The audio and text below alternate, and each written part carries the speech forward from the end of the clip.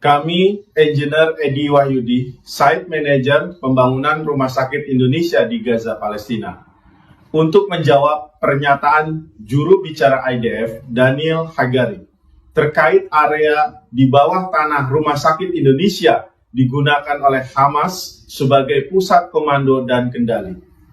Today we will also release evidence that the Indonesian hospital is being used by Hamas to hide the underground command and control center. This is an Indonesian hospital. This picture was taken in 2023. You can see the hospital structures in south of the roundabout of both sides of the road. The hospital is located in northern Gaza between Jabalia and Bet Hanun. Berdasarkan peta yang ditunjukkan oleh juru bicara IDF, Daniel Hagari, yang menyatakan bahwa Rumah Sakit Indonesia berada di 3 lokasi. Yang benar adalah Rumah Sakit Indonesia hanya berada di 1 lokasi saja, yaitu di sini. Dan dipertegas lagi dengan gambar di sini. Jadi ini adalah bukan lokasi Rumah Sakit Indonesia di jalur Gaza, Palestina. The construction of the hospital was funded by several NGOs from Indonesia. I will show you the reason why they built the hospital there. Pembangunan Rumah Sakit Indonesia ini bukan didanai oleh banyak NGO, akan tetapi didanai oleh seluruh rakyat Indonesia dari Sabang sampai Merauke yang dihimpun oleh Medical Emergency Rescue Committee atau MERSI sebagai NGO pelaksana pembangunan Rumah Sakit Indonesia. Donatur Rumah Sakit Indonesia di Gaza. Ini adalah bagaimana dilaksanakannya penggalangan dana Rumah Sakit Indonesia di jalur Gaza, Palestina yang diinisiasi oleh Medical Emergency Rescue Committee atau MERSI.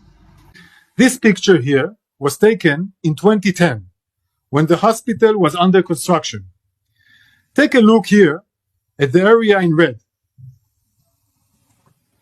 Kemudian pernyataan juru bicara IDF yang menyatakan bahwa tahun 2010 Rumah Sakit Indonesia telah dalam masa pembangunan. Hal ini tidaklah benar karena tender proses pembuatan struktur saja baru dimulai pada tanggal 2 Februari 2011. Dan ini ditunjukkan dengan adanya surat tender, ya. Dan ini adalah iklan tender di koran lokal Palestina. Pemasangan iklan pemenang tender pembangunan tahap 1 untuk Rumah Sakit Indonesia di lokal koran Palestina pada tanggal 2 Februari 2011. Dan pembangunan tahap struktur Rumah Sakit Indonesia sendiri baru dimulai pada bulan Mei 2011.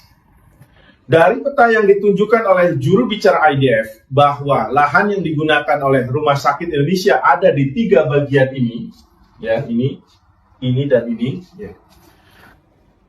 Yang semuanya ini adalah ditunjukkan oleh juru bicara IDF. Yang benar adalah hanya di sini seluas 1,6 hektar yang diberikan oleh pemerintah Palestina di jalur Gaza, Palestina. The first area is the collection of cement materials here. You can see here arches. These arches are very, very unique. It's a unique structure. It's only used for underground terror facilities for Hamas. These cement arches are not needed when building hospitals. They are used to build underground city of terror. Jadi, sekali lagi kami tegaskan bahwa lahan di bagian ini dan ini adalah bukan Rumah Sakit Indonesia. Kemudian yang ditunjukkan oleh juru bicara IDF adalah bukan bagian dari pembangunan Rumah Sakit Indonesia di jalur Gaza, Palestina. We have watched Hamas use these arches to build tunnels for many years. Instead of building homes for Gazans, he built this metro over hundreds of kilometers underneath Gaza and underneath places like hospitals and mosques. Kemudian ketika kami membangun Rumah Sakit Indonesia dan merencanakan sistem pembuangan limbah atau sewage, pihak pemerintah Palestina dalam hal ini Kementerian Kesehatan menyarankan kami untuk menggunakan sistem pembuangan limbah kota Gaza yang sudah tersedia di jalur-jalur jalan raya utama. Melihat sistem informasi, sebagai informasi, sistem pembuangan limbah kota Gaza ini memang sudah sangat baik seperti layaknya kota-kota di Eropa. Sistem pembangunan limbah di kota Gaza yang memang cukup besar yang berada di depan dan di samping jalan raya utama jalur Gaza. Melihat peta ini, bagian Rumah Sakit Indonesia hanya di satu bagian, yaitu seluas 1,6 hektar.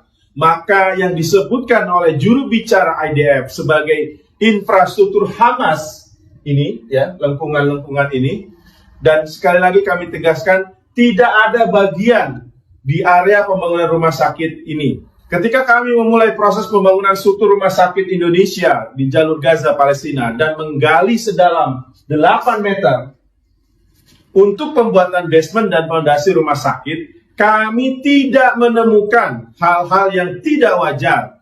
Jadi kami tidak melihat adanya infrastruktur terowongan di bawah bangunan rumah sakit Indonesia. Kembali lagi ke peta yang ditunjukkan oleh juru bicara IDF. Sekali lagi kami tegaskan bahwa lahan di bagian ini bukanlah lahan-lahan di bagian ini adalah bukan lokasi rumah sakit Indonesia, dan berarti lengkungan yang ditunjukkan oleh IDF, ya, seperti ini adalah bukan dari pembangunan rumah sakit Indonesia. I want to repeat it. They launch rockets on Israel 75 meters from an hospital. Why? They know precisely that if Israel will airstrike a launch pad like that, the hospital would be damaged. And this was part, of course, of the outpost before in 2010.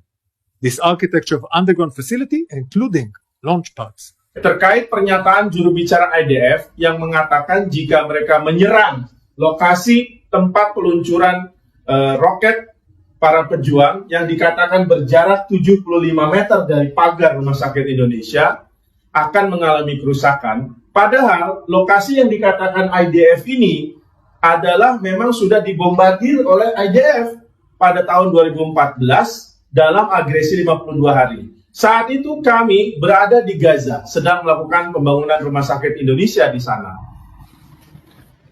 Mengenai rekaman suara yang disebarkan oleh IDF untuk menunjukkan pencurian bahan bakar, kami tidak mempercayai bukti rekaman tersebut yang disebarkan IDF tersebut. Sebaiknya diteliti kembali kebenaran rekaman tersebut oleh pakar digital forensik yang independen. Sesuai dengan informasi dari 3 relawan Mercy Indonesia yang masih berada atau stay di Rumah Sakit Indonesia di Gaza, Palestina, dari 3 generator yang dimiliki Rumah Sakit Indonesia, hanya 1 generator yang beroperasi, dikarenakan sudah menipisnya persediaan bahan bakar solar. Padahal 1 generator itu tidak memadai untuk memenuhi kebutuhan listrik Rumah Sakit Indonesia. بسم الله الرحمن الرحيم. اليوم التاريخ الخميس الموافق 9/11/2023. لم يتبقى من السولار إلا 1100 لتر، وهذا يكفي لمدة يوم واحد فقط. المستشفى سوف تتوقف بالكامل عن العمل غدا إن لم يتم إمدادها بالسولار اللازم للمولدات الكهربائية. Ya, ini adalah pernyataan dari Direktur Rumah Sakit Indonesia di jalur Gaza, Palestina. Saat ini Rumah Sakit Indonesia menjadi tumpuan dan harapan dari masyarakat Gaza, Palestina. Karena apa? Nampak di layar yang kami peragakan di sini, tampakkan adalah korban perang yang di Rumah Sakit Indonesia. Update korban yang dilarikan ke Rumah Sakit Indonesia pertanggal Selasa, 7 November jam 12 malam. 1.784 jiwa meninggal, yang terdiri dari 397 wanita dan 637 anak-anak. Dan 4.666 korban yang luka-luka yang dirawat di Rumah Sakit Indonesia di jalur Gaza, Palestina, terdiri dari 651 wanita dan 1.005 anak-anak. Bahkan 369 masih menjalani rawat inap di Rumah Sakit Indonesia di jalur Gaza, Palestina. Sebenarnya ada 69 yang sudah diizinkan pulang, namun mereka memilih menetap di RSI atau Rumah Sakit Indonesia karena memang tempat tinggal mereka sudah hancur. Rumah Sakit Indonesia dibangun dari donasi rakyat Indonesia, lintas suku, lintas agama, dari Sabang sampai Merauke, yang sebagian besar merupakan masyarakat menengah ke bawah. Nah, ini adalah penampakan donasi rakyat Indonesia ya, dikumpulkan dari masyarakat dari Sabang sampai Merauke, terutama dari kalangan menengah ke bawah. Jadi kami tegaskan sekali lagi bahwa tuduhan juru bicara IDF terhadap Rumah Sakit Indonesia adalah tidak benar, karena kami mengetahui setiap inci demi inci dari Rumah Sakit Indonesia, karena kami sendiri yang membangun Rumah Sakit Indonesia dari awal dan hingga saat ini. Kami masih melakukan perawatan. Buka mata, buka telinga, agar tak mudah termakan fitnah dan caci maki.